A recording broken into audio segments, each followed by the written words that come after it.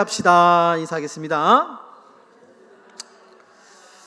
네, 감사합니다. 오늘 호세아서의 말씀 가지고요, 독초가 무성하면 열매가 열리지 않습니다.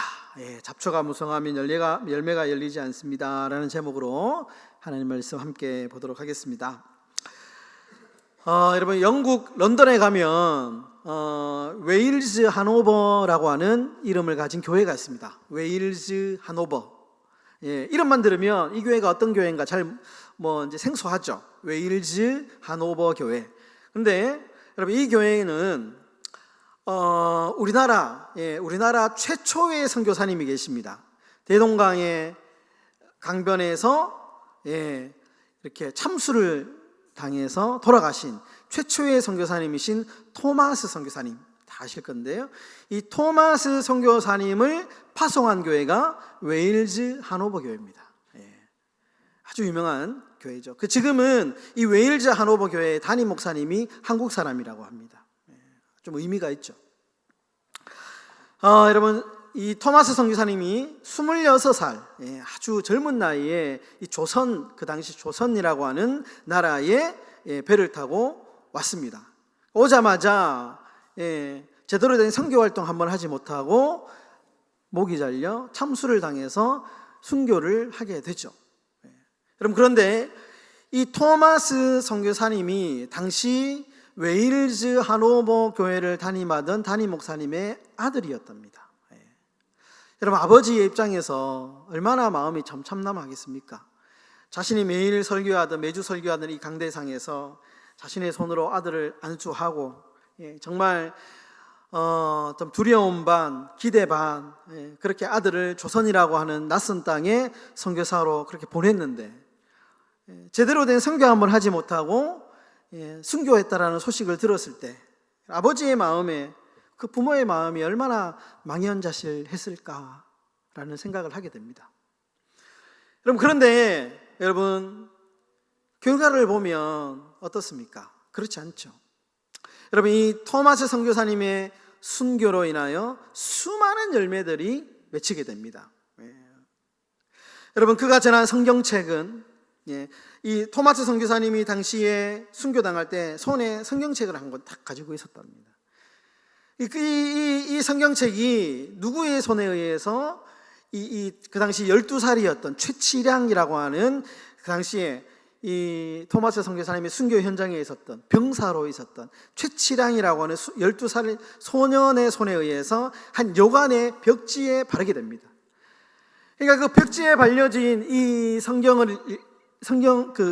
여관의 주인이 읽다가 예수를 믿습니다. 그리고 12살의 그 최치량, 성경책을 전했던 이 최치량도 예수를 믿고요. 그리고 그 여관에 우연하게 들렸던 마펫이라고 하는 선교사님이 계셔요. 사무엘 마펫, 우리나라 말로 마포삼열이라는 선교사님이 계시는데, 이 선교사님이 그 여관에 우연히 묵게 되었다가 이 이야기를 듣게 됩니다. 그리고 그 여관을 매입해서 최초의 교회를 삼게 됩니다. 그 교회가 이름이 뭐냐? 장대현 교회입니다. 많이 들어보셨죠?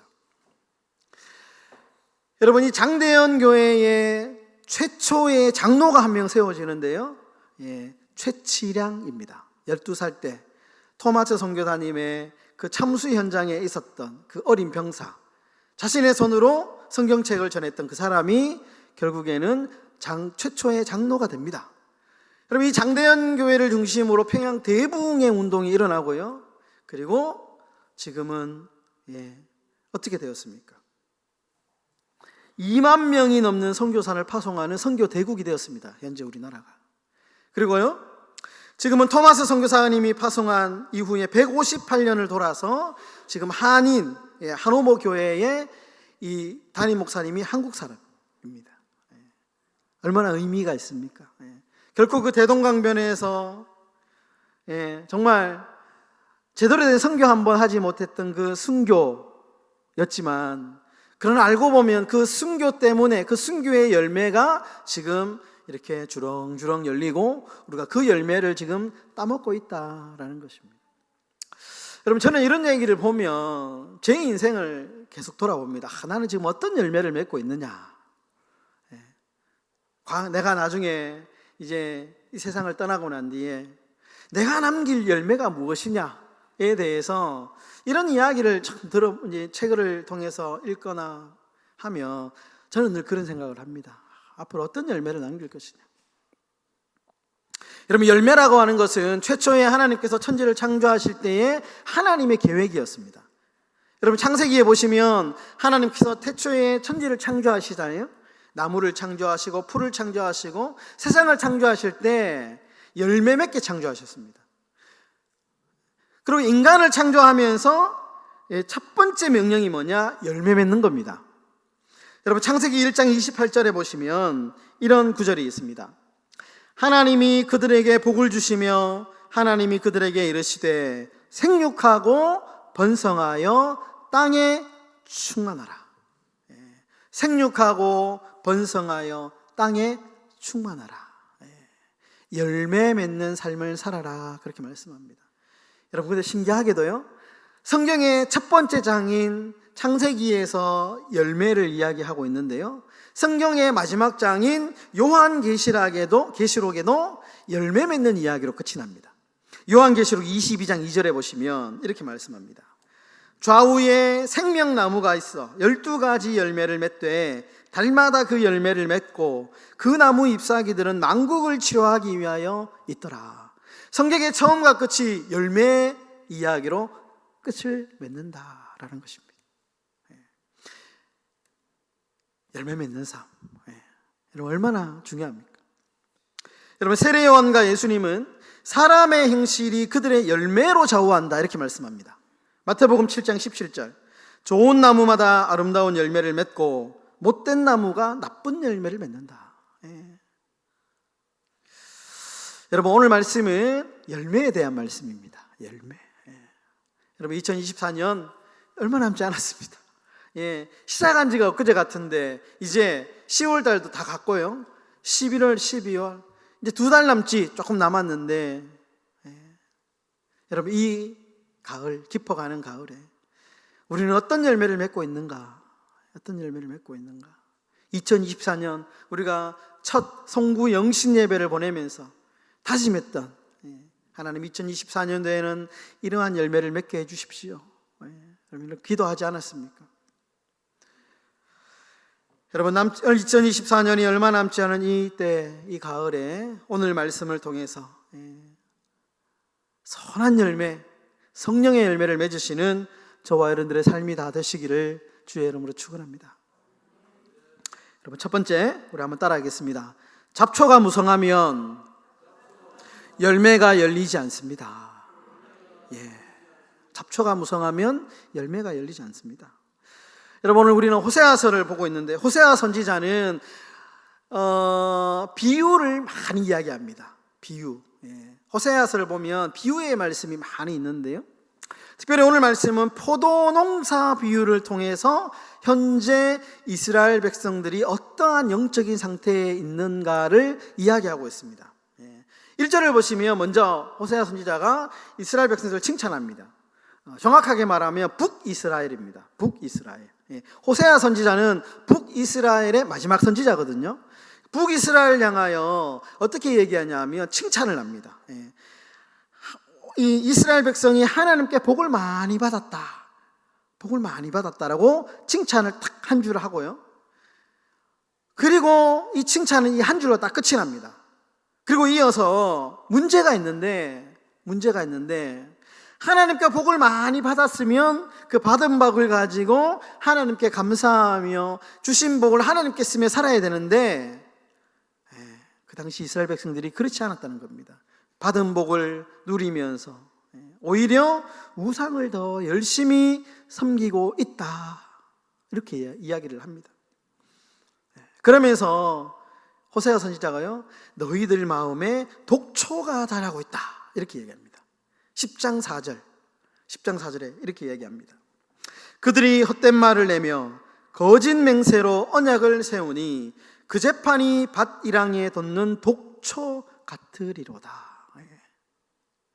하나님께서 풍요로움을 주셨는데 그 풍요를 가지고 하나님을 섬기는 것이 아니고 우상을 섬기고 우상에게 절하면서 그러면서 그 마음 안에 독초가 자라고 있다. 잡초가 자라고 있다. 이렇게 이야기를 합니다. 여러분, 이 독초가 무성하면 여러분 밭에 열매가 맺히지 않죠. 맺히지 않습니다. 그래서 항상 잡초를 제거해 줘야 됩니다. 항상 잡초. 이스라엘 백성들 마음 안에 이 잡초가 무성했기 때문에 하나님을 향한 선한 열매가 맺히지 않는다. 지금 그렇게 이야기를 하는 것입니다. 저 말씀 준비하다가 궁금증이 생겼습니다. 그럼 이 독초, 호세아 선지자가 말한 이 독초, 잡초가 뭘까? 구체적으로 궁금하기 시작했는데요. 성경을 쭉 찾다가 이 독초의 정체를 복음서에서 제가 발견했습니다. 복음서에서. 여러분, 특별히 마태복음, 마가복음, 누가복음에는 우리가 잘 알고 있는 4가지 밭의 비유가 나오지 않습니까? 첫 번째는 길가밭이 나옵니다. 길가밭. 두 번째는 돌짝밭, 돌밭에 심겨진 씨앗 이야기가 나오고요. 세 번째는 가시밭, 네 번째는 좋은 밭 이렇게 나오잖아요.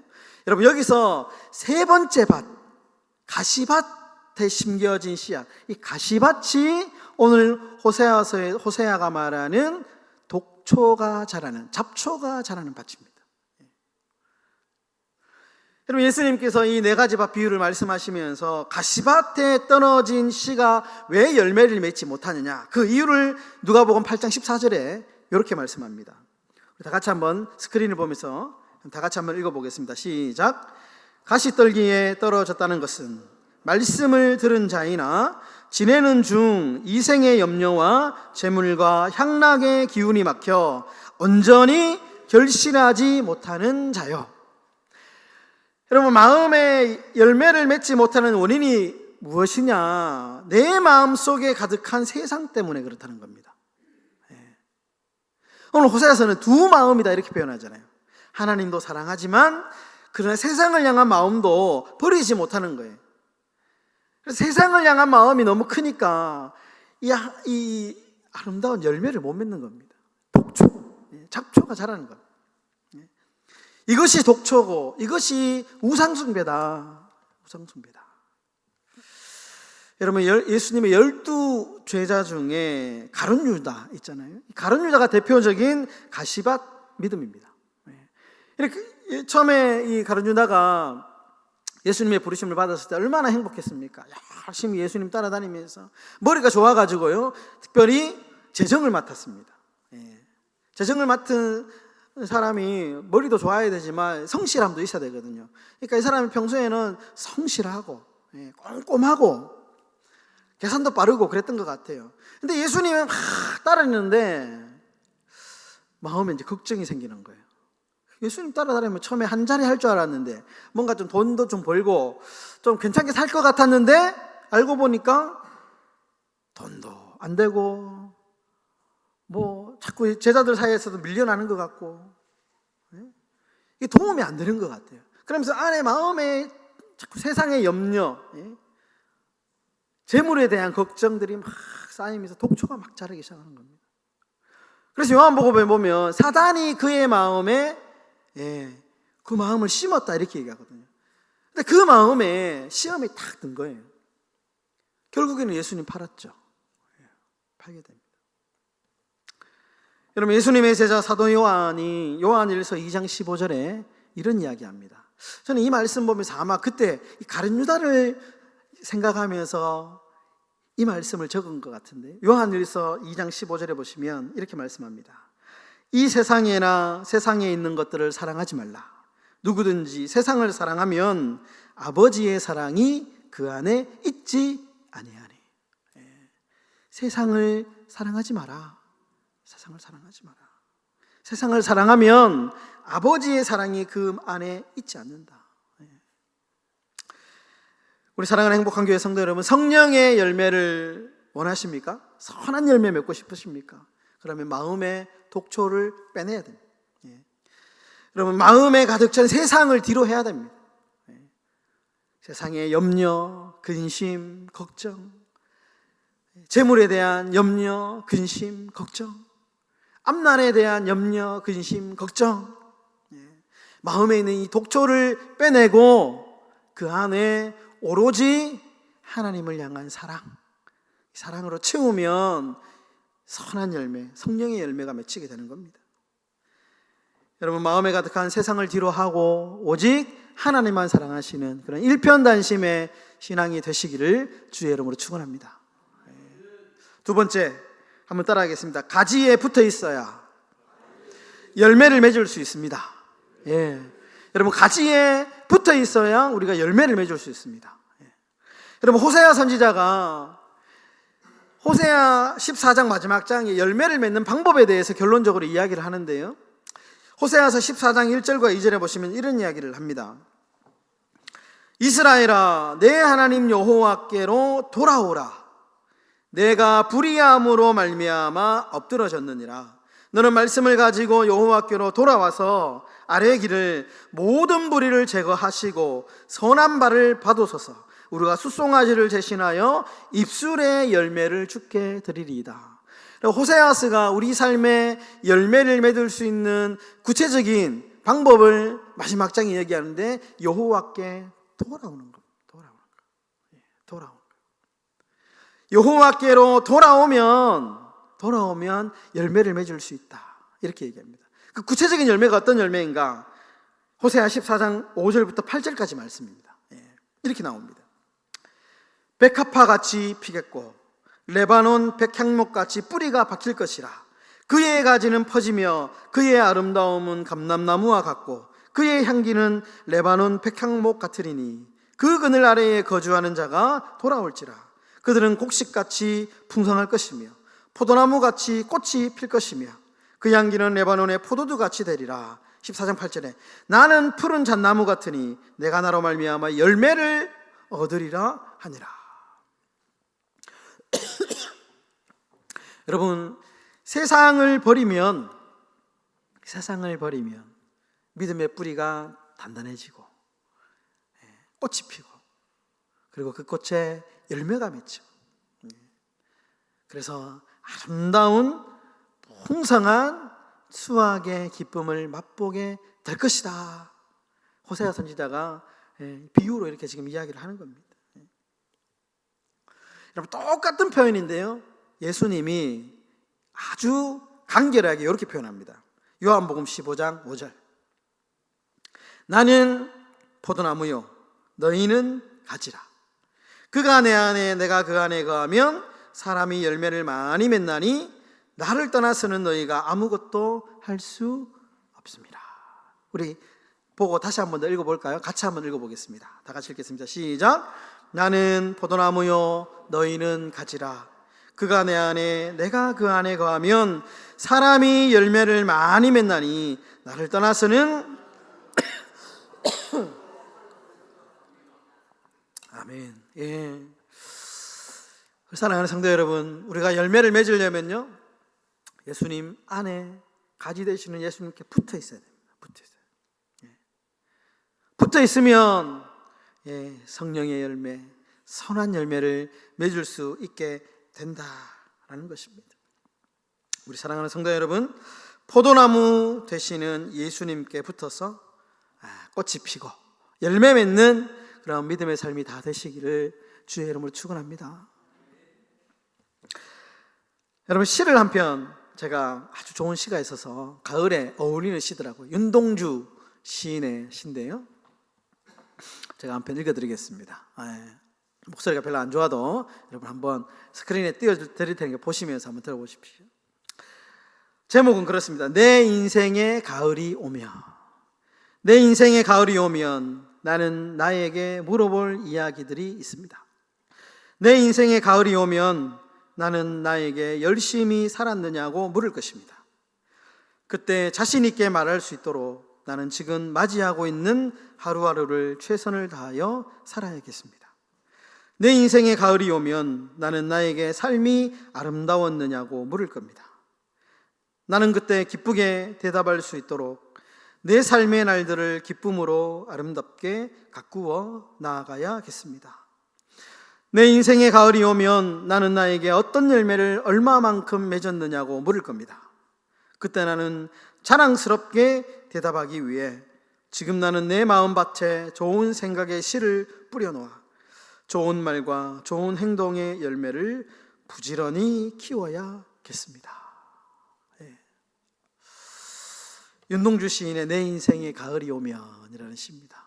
예. 여러분, 인생은 누구나 다 가을을 맞이하고요, 겨울을 맞이합니다. 예.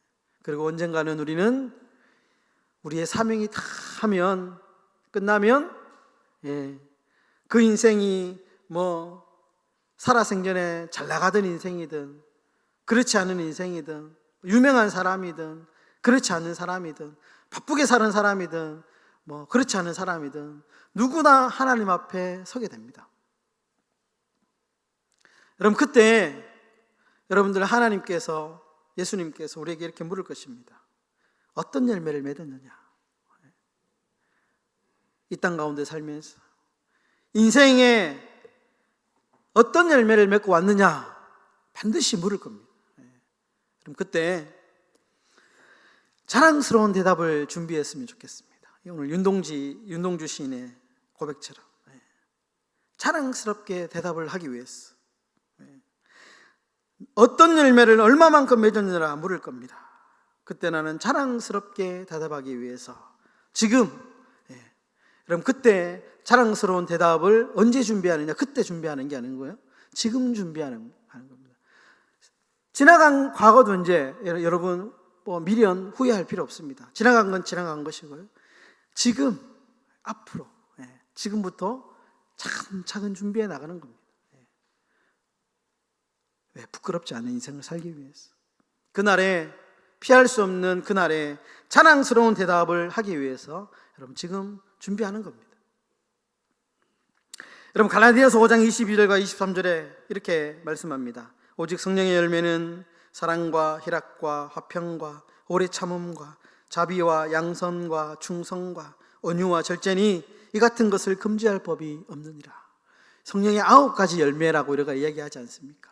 여러분, 우리가 이 성령의 9가지 열매를 좀 많이 맺었으면 좋겠습니다. 사랑, 희락, 화평, 오래 참음, 자비, 양선, 충성, 온유, 절제. 여러분, 바라기는 마음의 잡초, 마음의 독초를 제거하시고 날마다 성령의 열매, 아름다운 이 9가지 열매를 주렁주렁 맺어가시는 저와 여러분들의 삶이 다 되시기를 주의 이름으로 축원합니다.